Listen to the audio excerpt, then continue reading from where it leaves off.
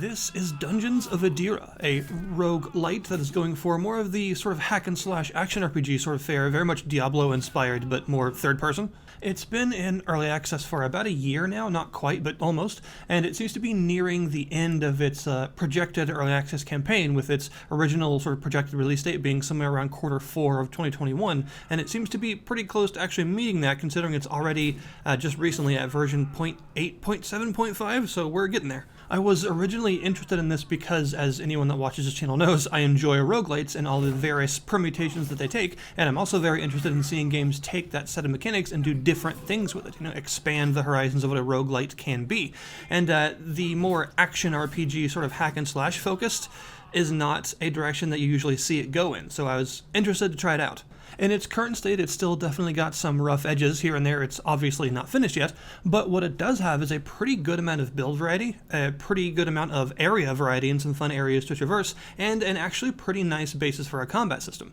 The combat system itself is very hack and slashy, and it uses a light and heavy attack button and actually allows you to mix and match the two mid-combo, which is something that I always enjoy in a combat system that uses that sort of two-button light versus heavy attack thing. Being able to actually transition mid-combo between like light, heavy, or heavy, light, heavy, or whatever it is, gives you a little bit of that extra spice, a little bit of that extra variety in terms of the attacks that you can perform. So I like how open-ended the sort of light and heavy attack combat system is in this game. It doesn't feel restrictive at all, and the animations are actually really nice. They're one of the most polished feeling parts of the game. The weapon handling and spellcasting and all those sorts of attack and combat animations all feel pretty good. They look really nice and they have a good amount of impact to them, which is something that can be sort of difficult to do on a budget, and an action RPG like this is to make the combat feel impactful, but I feel that the good animations go a pretty long way in actually helping that with this game. It also uses a very familiar stamina system with back steps, rolls, heavy and light attacks, all taking different amounts of stamina, so you do have to manage your stamina carefully in combat, and of course there's also a mana system that is used for any special attacks. It doesn't have to be spells, they're all called spells, but even,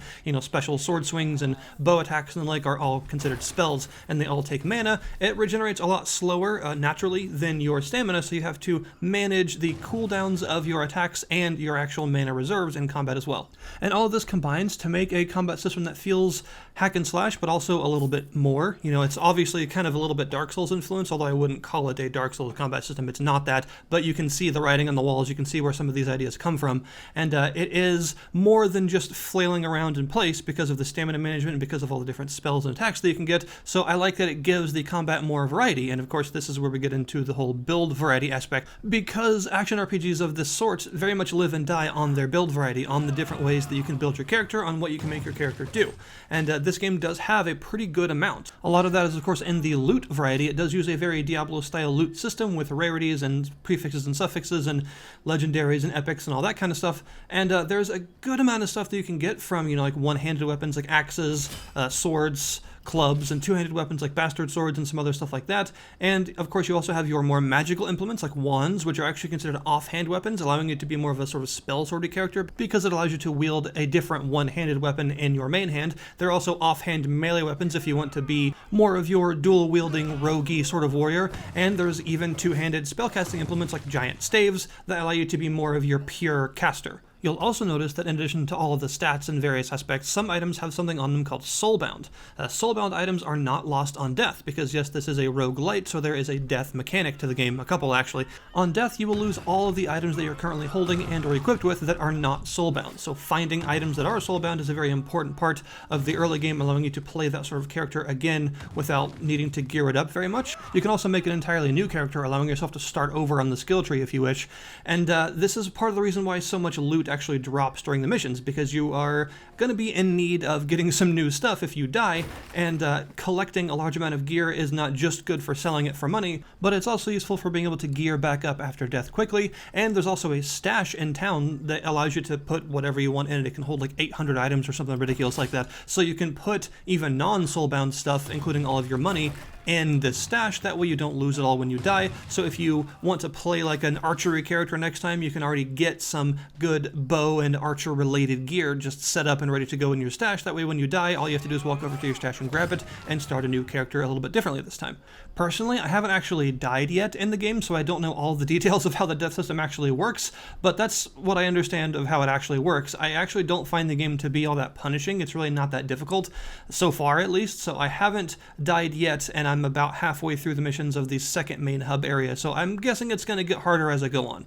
Speaking of hub areas, you do have them, and they're very important because they're where you go back to after every mission. Whether it's a story mission or a side mission, you will always return back to your hub safely afterwards, allowing you to sell any stuff that you don't want to keep or stash any of the stuff that you would like to keep and all of your money. All you have to do is access your stash, by the way, and it will automatically put all of your money into it, keeping it safe. So do that regularly every time you go back. That way, if you die, you don't lose a bunch of cash.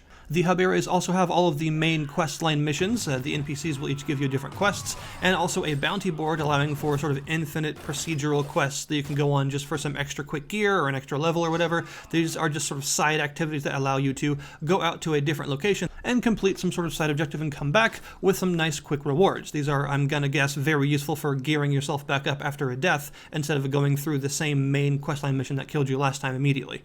In the hub area, there are also trainers that you can buy. You'll see grayed out symbols on your map. And you can go to each of those grayed out symbols and there'll be a sign on the ground, and you can spend some of your gold to purchase a trainer. Once you have a trainer, you don't actually have to talk to them. They just need to exist basically at your hub. Once you have a trainer, that will unlock different parts of the level up skill tree that you can access at any time. So even when you're in a mission, you can still get whatever skills you want. You just have to have the trainers that unlock them first. And the trainers represent the different factions as well as the different sort of capabilities, each one giving you access to a thematically different aspect of the skill tree. So you might see like a fire magic trainer that obviously gives you access to fire magic, or one of the archer factions giving you access to all of your bow skills and things like that. And each hub area has a different selection of trainers, which means you don't have access to all of them at the beginning of the game. You might have to go through the different chapters to get to the newer hub areas first to actually pay the money and unlock some of the various trainers. Like, for instance, that fire magic trainer is unlocked in the second hub, and the blood magic trainer is unlocked in the third hub, and so on and so forth. I think this is mostly done to give your different characters, every time you die, a bit of a different possible set of paths to travel along. I actually don't like this system a whole lot because I feel that it locks like half of the actual build variety of the game behind having to actually complete like half of the game as a type of character that you might not actually want to play from the beginning. And the game allows you to play other sorts of characters, but you have to actually progress far enough to unlock the ability to play as those sorts of characters first. It feels a little bit odd. It feels like the game has a good amount of build variety but hides half of it from you behind having to complete large sections of the game first before you can even start as playing that kind of character at all. If you want to play as a sword and shield type character, that's great because that's what you start as, and that's the only thing you can do from the beginning. You have to find these trainers to even be able to try anything else at all. If you want to play any sort of magic using character at all, you have to get to the second hub of the game first. So you basically have to beat like half of the currently available game before you can even try any form of magic at all. And I really don't like that idea. I think that these games, like I said before, live or die based on their build variety, and I don't feel that it's a good idea to actually lock the entire concept of being able to play as certain types of characters at all behind progression like this. It especially doesn't make sense to me because you can find wands and staves from the very beginning of the game. You can get magic casting implements from level 1, so if you want a mage character or a spellsword character or anything other than a sword and board knight character, you can find the equipment to make it work. You just can't have any of the spells or skills that are required to actually do anything with it until you beat like half the game, which I think is a really weird decision. But they also seem to have what I think is probably a solution to this idea already in the game. It's just not finished yet. Because I noticed that all of the vendors have a spells section to their equipment. There's nothing in there yet, but what I assume this means is that spells and skills are going to be things that actually drop as loot and things that you can buy from merchants at some point later in the game's development, which I think would personally solve all of the problems that I have with the current skill tree system, because you could keep the way that the skill tree is already currently by just having these spells on the skill tree be things that you work towards, progressing through the game and eventually buying the trainers that give you access to them.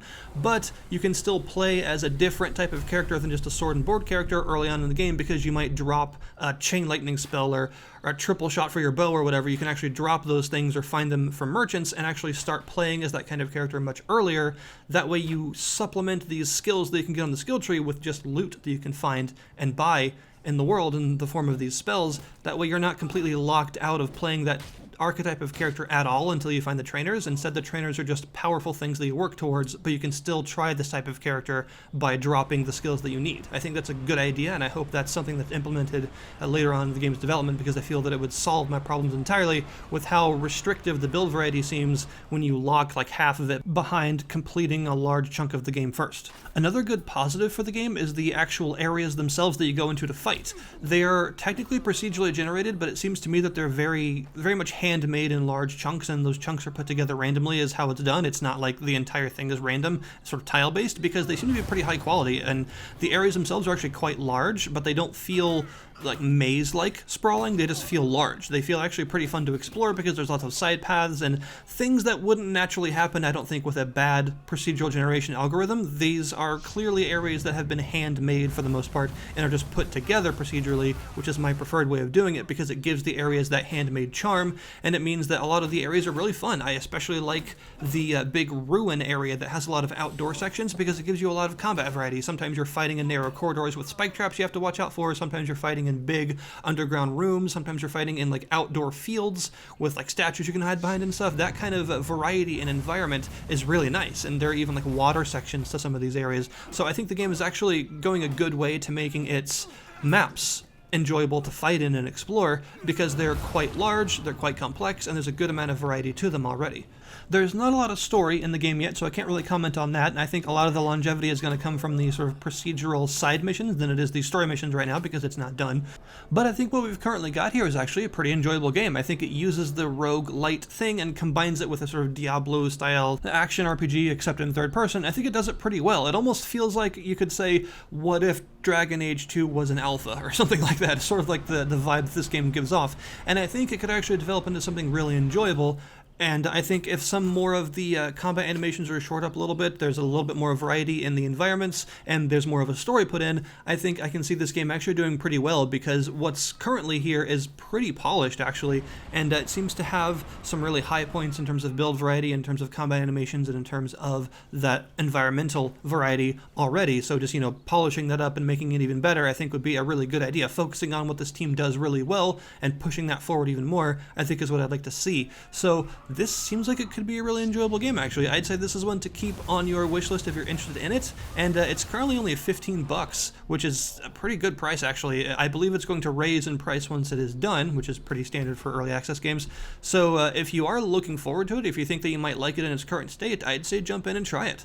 Give it a shot. Thank you guys very much for watching, and I'll see you next time.